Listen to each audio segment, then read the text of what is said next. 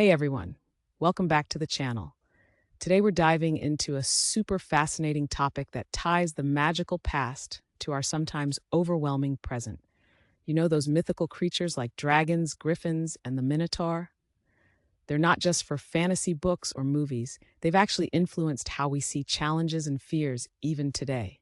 So here's a question to spark your curiosity. Ever wondered how these ancient myths are still shaping our world, even when we don't realize it? Now, I've been thinking a lot about this, how those legendary beasts have kind of morphed into the monsters we deal with nowadays. We're going to explore all of that and maybe see how we can learn something valuable from these legends. Stick around. So let's start with the ancient scene. Back in the day, people were fascinated and maybe a bit terrified by creatures like dragons and griffins. They represented power, danger, and mystery. And who can forget the minotaur lurking in its labyrinth? These myths weren't just fun stories, they symbolized all the unknown fears people had at the time. But as time passed and science started explaining the world a bit more, those ancient beasts started to fade into legend. It's like we traded in those mythical creatures for worries and challenges we're more familiar with today. Mythical fears made way for different evils, like greed and vanity. It's fascinating how the fears we once projected onto mythical creatures we now see in very human challenges. Fast forward to today, we've got a whole new set of monsters to deal with. Think about it, the pressures to succeed, the constant chase for wealth, or the anxiety over keeping up with everything. They might not breathe fire, but they sure feel intimidating. These modern beasts take their toll, demanding sacrifices just like the old ones did. Here's a twist, though. There are folks out there, maybe you're one of them, who see through these modern illusions. It's like being the hero in your own story, fighting off the unnecessary pressures and sticking to what truly matters. These are people who find solace in simpler things, connect with nature, and embrace genuine relationships. This brings us to the core of our chat.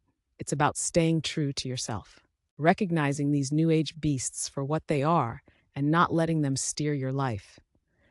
How about taking a cue from the legends, looking back at the honest joys they cherished, like singing and dancing under the stars? All right, now let's make this a bit more personal. Imagine you're reflecting on your own life, facing those confusing modern monsters.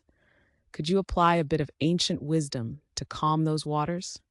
It's not about going back to chasing mythical creatures, but maybe about igniting that bravery and curiosity they represented. So there you have it. We've trekked from legends of dragons and griffins to the very real monsters we deal with today, all in a way that makes us think about how connected things are. While those mythical beasts are tucked away in stories, their legacy teaches us to face our inner dragons with courage. As we wrap up, think about what modern beasts you want to tackle. Start small. Perhaps prioritize some old-school face-to-face connections over endless scrolling, or choose a quiet moment of reflection over the rush for immediate success. I'm really interested to hear what you think.